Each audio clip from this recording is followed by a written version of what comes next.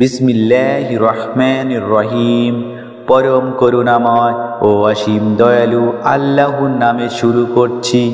আসসালামু আলাইকুম ওয়া রাহমাতুল্লাহি ওয়া বারাকাতুহু। ইসলামের জীবনের দর্শক, আশা করি আল্লাহর অশেষ মেহেরবানি ও দয়ায় আপনারা সবাই সুস্থ ও নিরাপদে আছেন।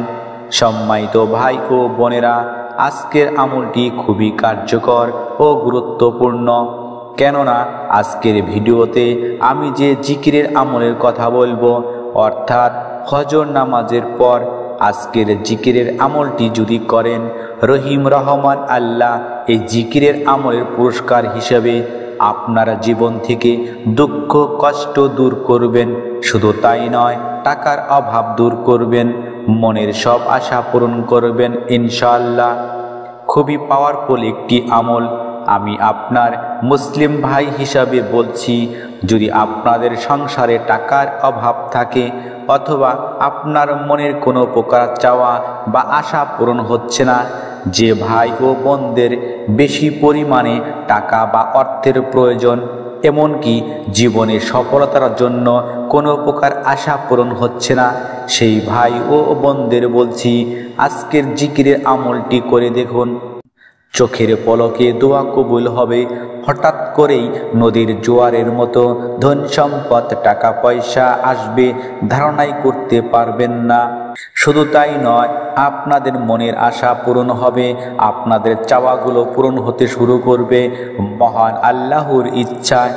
আমি আপনাদের এতটুকু বলবো, আপনারা শুধুমাত্র আমলটি করার নিয়তে খাস দিলে আমলের আলোচনা শুরু থেকে শেষ পর্যন্ত দেখবেন অনুরোধ, এবং আমলের নিয়মাবলী ভালোভাবে বুঝে শুনে তারপরই ধৈর্য বিশ্বাস ও আদবের সহিত করবেন। তো চলুন আজকের আমলের মূল আলোচনায়। ভিডিওটা না টেনে দেখবেন অনুরোধ।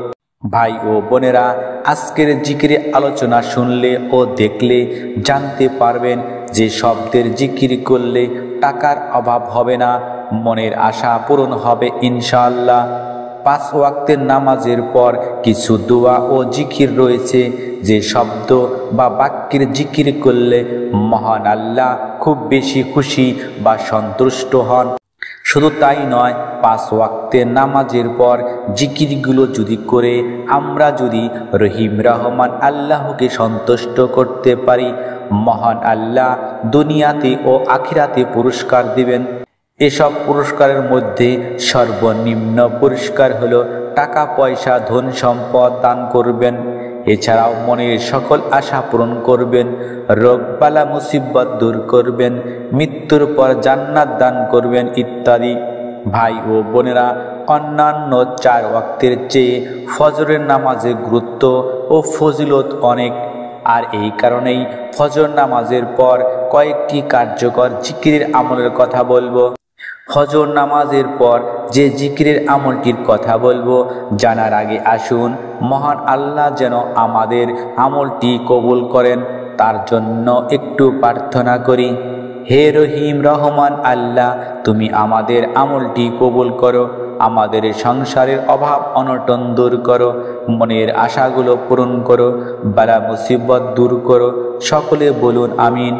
ছোট্ট অনুরোধ, ভিডিওতে একটা লাইক ও চ্যানেলটি সাবস্ক্রাইব করে বেল বাটন অন করবেন। ভাই ও বোনেরা, ফজর নামাজের গুরুত্ব জেনে নেই।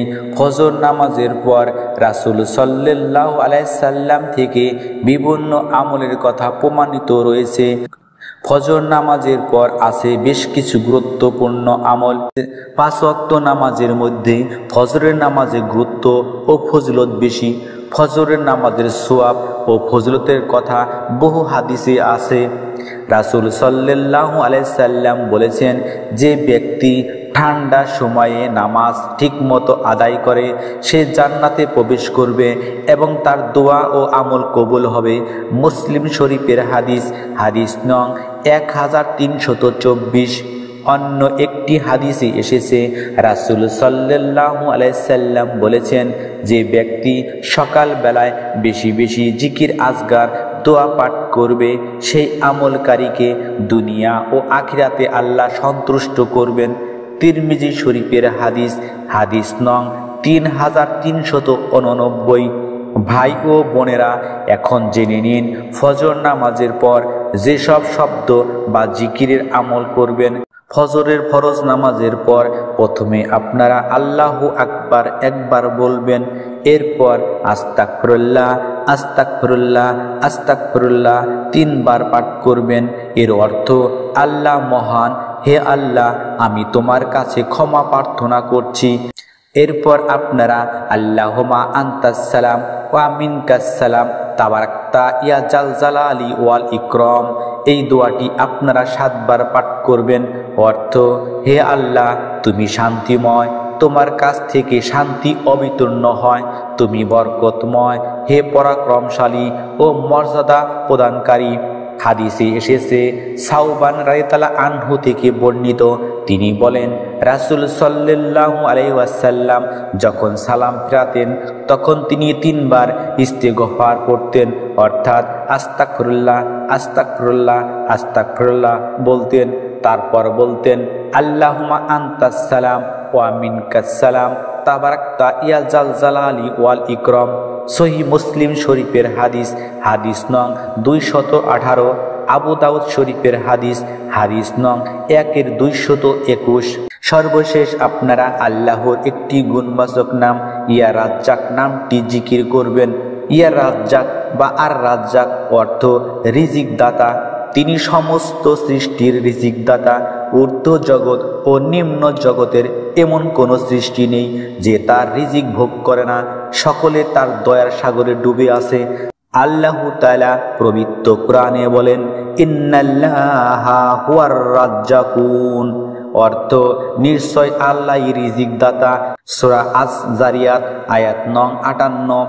আল্লাহ তাআলা পবিত্র কোরআনে আরো বলেছেন, আর জমিনে বিচরণকারী প্রতিটি প্রাণীর রিজিকের দায়িত্ব আল্লাহরই। সূরা হুদ আয়াত নং 6। ভাই ও বোনেরা, আপনারা ফজর নামাজের পর আল্লাহর গুণবাচক সিফাতি নামটি ইয়া রাজ্জাক বা আর রাজ্জাক নামটি এভাবে ইয়া রাজ্জাক ইয়া রাজ্জাক ইয়া রাজ্জাক এভাবে 100 বার জিকির করবেন। সর্বশেষ রাসূল সাল্লাল্লাহু আলাইহি সাল্লামের উপর দরুদে ইব্রাহিম বা যে কোনো একটি দরুদ শরীফ পাঠ করবেন। আপনারা এই দরুদ শরীফটি আল্লাহুম্মা সাল্লি ওয়া সাল্লিম আলা নাবিয়ানা মুহাম্মদ, আমি আবারও বলছি আল্লাহুম্মা সাল্লি ওয়া সাল্লিম আলা নাবিয়ানা মুহাম্মদ, অর্থ হে আল্লাহ আপনি আমাদের নবী মুহাম্মদ সাল্লাল্লাহু আলাইহি সাল্লামের উপর সালাত ও সালাম বর্ষণ করুন। এই দরুদ শরীফটি 3 বার পাঠ করবেন। সর্বশেষ চোখ বন্ধ করে 2 হাত তুলে বিশ্ব জগতের মালিক আল্লাহর কাছে টাকার অভাব দূর ও মনের সব আশা পূরণ করার জন্য চোখের পানি ছেড়ে দিয়ে ফরিয়াদ করবেন।